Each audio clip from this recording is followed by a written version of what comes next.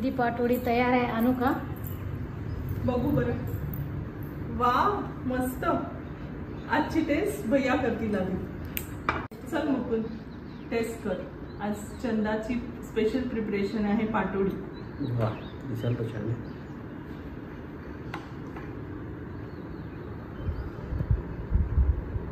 सुंदर, very nice. आमची Nagpur special dish patodi, ज्याच्यावर तर्री ही एक्सपेक्टेडच आहे. तशी मुकुंदला जास्त तेल आवडत नाही, पण त्याला आजची रेसिपी आवडली आहे, so he is having patodi. खूपच छान, मस्त आहे. तेलकट आहे थोडी, पण मस्त. आमची नागपूर स्पेशल रेसिपी पाटोडीचा रस्सा जर तुम्हाला शिकायचा असेल तर चला माझ्या किचनमध्ये. आज माझी हेल्प चंदा आणि मी मिळून पाटोडीचा रस्सा करणार आहोत. चला मग माझ्यासोबत किचनमध्ये. नमस्कार, कसे आहात सगळे? मजेतच असाल. रेणुकाच किचनमध्ये तुमचं खूप खूप स्वागत आहे. आमच्या पुण्यात ना खूप मस्त पाऊस होतो आहे आणि सध्या खूप छान असं ढगाळ वातावरण आहे बाहेर. तुमच्या इथे सुरू झालाय का पाऊस? विदर्भामध्ये, त्यानंतर नागपूरमध्ये पाऊस कसा आहे हे मला कमेंट सेक्शनमध्ये सांगा. या पावसाळ्यानिमित्त मी एक खूप मस्त भन्नाट अशी रेसिपी घेऊन आली आहे, जी पुन्हा आहे विदर्भ स्पेशल. माझ्याकडची माझी हेल्प आहे चंदा, ती पण आपल्या विदर्भातलीच आहे. ती आपल्यासाठी खूप मस्त रेसिपी घेऊन आली. तिची स्पेशालिटी आहे ती म्हणजे पाटोडीचा रस्सा. तर बघूया आपण पाटोडीच्या रस्स्याला काय साहित्य लागतं ते. चला. कढीपत्ता. चंदा, काय साहित्य लागतं ते सांग मला. कढीपत्ता, खोबरं, कांदा, हिरवी मिरची आणि लसूण, कोथिंबीर, जिरं. हे खोबरं काय केलंयस तू? हे खोबरं मी भाजले, काळा रस्सा होईल त्याचा. बरं, ही त्याची स्पेशालिटी आहे ना, खोबरं भाजूनच घ्यायला हवं. आणि अजून या बेसनचं काय केलंयस तू? बेसन वल्ल करून भिजवून घेतलं आणि नंतर कढईमध्ये हे सगळं साहित्य टाकून त्याचा घट्ट असं बनवायचंय. बरं, मग आता हे वाटून घ्यायचं का साहित्य? हे वाटून घ्यायचंय आता. बरं, चल मग वाटूयात साहित्य. चल आता आपण मिक्सर मध्ये टाकूया हे सगळं. मिरची आणि लसूण. ओके.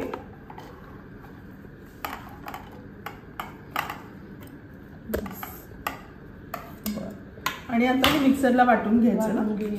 बरं, ठीक.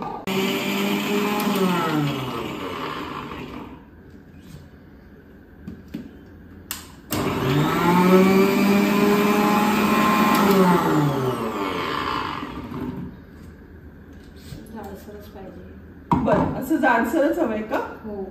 ओके, बघू शकता तुम्ही छानपैकी जाडसर असं आपण लसूण आणि हिरवी मिरची वाटून घेतलं आहे मिक्सरला. आता याच्या पुढची कृती बघूया आपण काय करायची ते. आता आपण कढई खालचा गॅस लावून घेतला आहे, तेल टाकणार आहोत. आता आपण तेल घालूया. तेल जरा जास्त लागतं ना चंदा या रेसिपीला? आम्ही विदर्भातले, त्यामुळे तेल चांगलं मस्त खातो, ज्याच्यामुळे तर्री येईल त्याला छानपैकी. आता काय करायचंय आपण? घालू द्या. अच्छा, जरा तेल गरम होऊ देऊयात का? बरं, ठीक. चला, तेल छान तापलंय. आता त्यात आपण टाकूया मस्तपैकी मोहरी. मोहरीने ना खूप छान असा खमंग फ्लेवर येतो. जिरं टाकूया थोडं. बरं, नंतर कढीपत्ता घालूया. वा, काय मस्त, एकदम मस्त सुगंध येतोय कढीपत्त्याचा. मिरची आणि लसूणचा पेस्ट टाकूया. बरं, वा, छानच.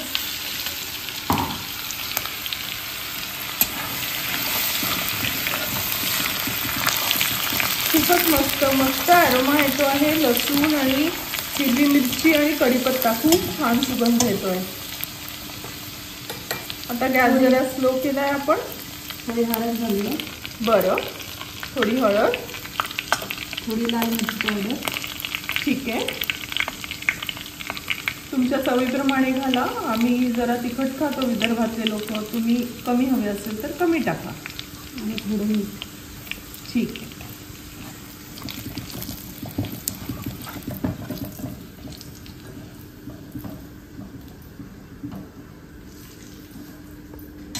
वरून थोडा कोथिंबीर पण घालूया. बरं,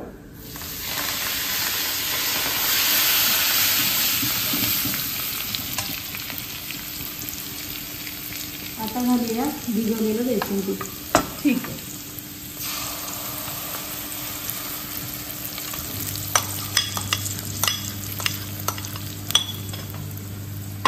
याला असं छान परतून घेऊया, घट्ट करूया याला. ठीक आहे.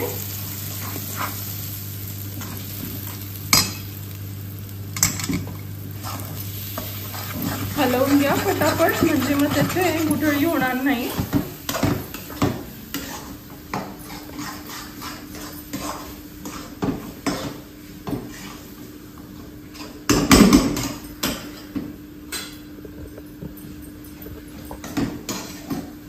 बघू शकता तुम्ही, चंदा आता छान दाबून दाबून त्याला एक जीव करून घेते आहे.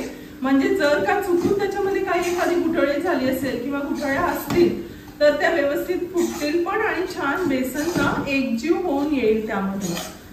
ऍक्च्युली हीच ट्रिक आहे त्याची. बाकी तर रेसिपी एकदम सुटसुटीत आहे, पण ते बेसन कसं शिजत आहे, त्याच्यामध्ये मसाला कितपत आहे आणि त्याचीच त्या रेसिपीला चव आहे.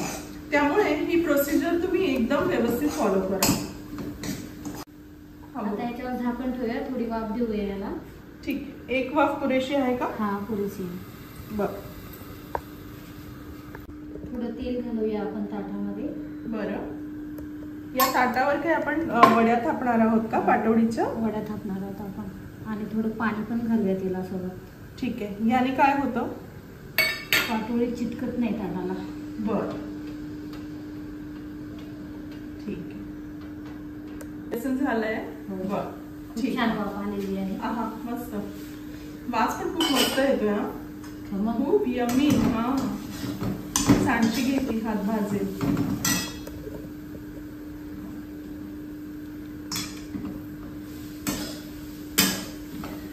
हे बेसन आपण ताटामध्ये घालूया. बरं. किती छान एकजीव झालाय बघा तुम्ही.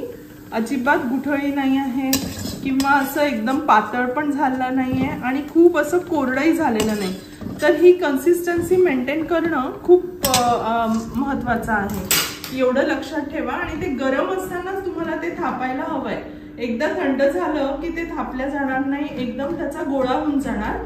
त्यामुळे कन्सिस्टन्सी ते गरम असतानाच थापून घेणं हे सगळं याचं स्किल आहे आणि त्याच्यावरच पदार्थाची चव ही अवलंबून आहे. तुला पाणी हवंय का हाताला लावायला थोडं?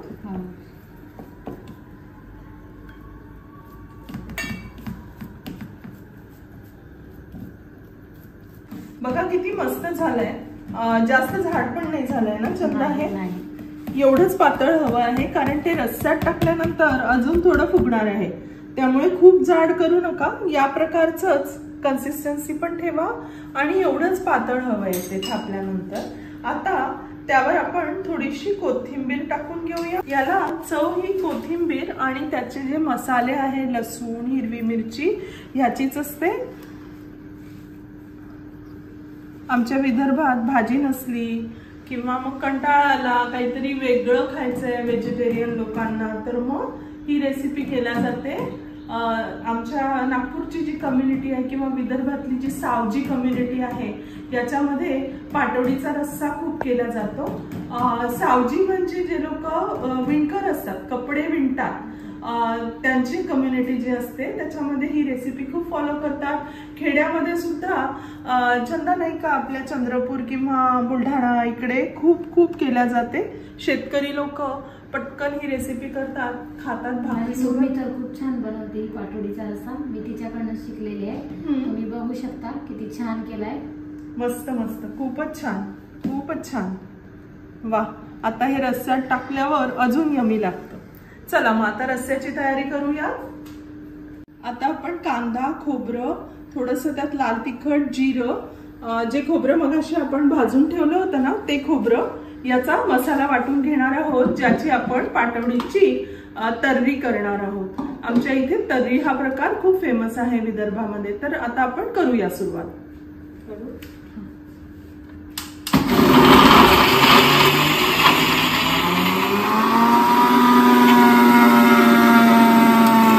चला, आता जो पाटवडीचा आपण मसाला वाटला ना त्याचा आपण तर्री किंवा रस्सा करून घेणार आहोत. त्यासाठी सर्वप्रथम गॅस सुरू करूया.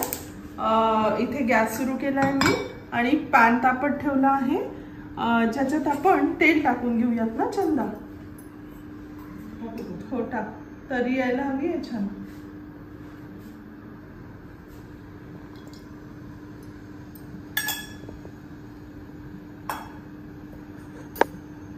आता छानपैकी मस्त लसूण आणि हिरवी मिरची ना. बर, लसूण हिरवी मिरची परतवून घेऊया.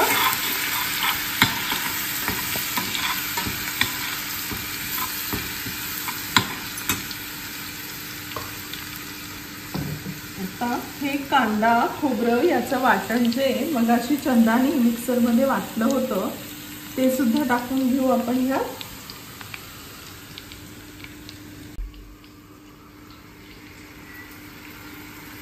मस्तपैकी इतका छान सुगंध सुटलाय ना लसूण आणि हिरवी मिरचीचा, आणि हे वाटण टाकल्यावर तर अजूनच मस्त होणार आहे. आहा, छान रंग पण मस्त येणार आहे याला.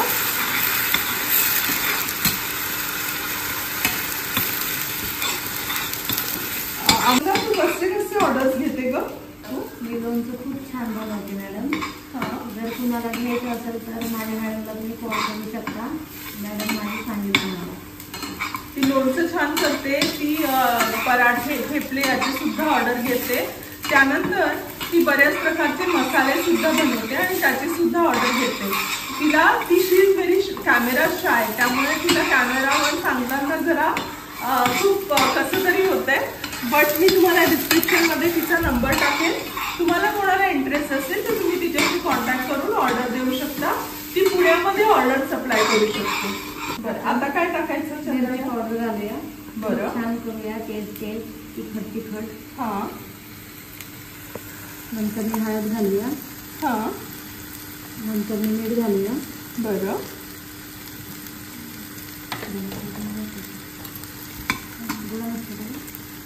परत काळा मसाला घालूया थोडा, 1 चमच.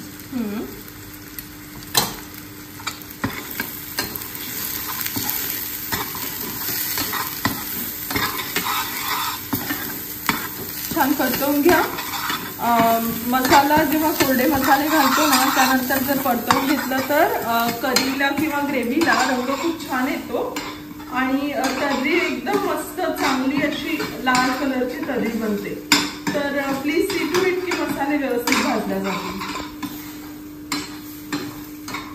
आता हे थोडं मसाल्याचं पाणी घालूया. ठीक आहे, आणि त्याच्यावर झाकण ठेवूया. बरं, थोडा मसाला पाण्यामध्ये शिजू देऊया. ठीक आहे, त्याच्यामध्ये. बरं, एवढंच पाणी टाकायचं आहे का अजून थोडं घालूया? मग आधी शिजवून घेऊ थोड्या पाण्यात, पुन्हा टाकूयात का पाणी? पुन्हा टाकूयात पाणी, कारण की थोडा मसाला परत शिजल्यावर थोडी तरी येईल त्याच्यामध्ये. ठीक आहे, बरं, गॅस कमी करूया थोडा. ठीक आहे.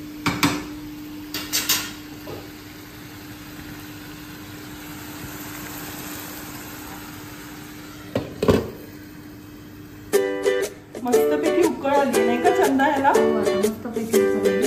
बघ बरं, झाकण काढून. झाकण काढूया. आहा, काय छान तर्री आली आहे बघा तुम्ही.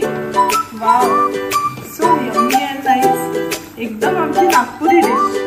अशीच तर्री एक्सपेक्टेड आहे नागपुरी डिशवर. अशी छान तर्रीवालीच डिश आमच्या इकडे आवडते विदर्भात सगळ्यांना. आता काय टाकायचं? वरून थोडं कोथिंबीर टाकूया आपण आता. बरं,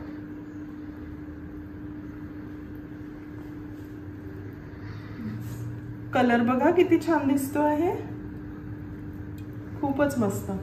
आता आपण सर्व करून घेऊया ही डिश.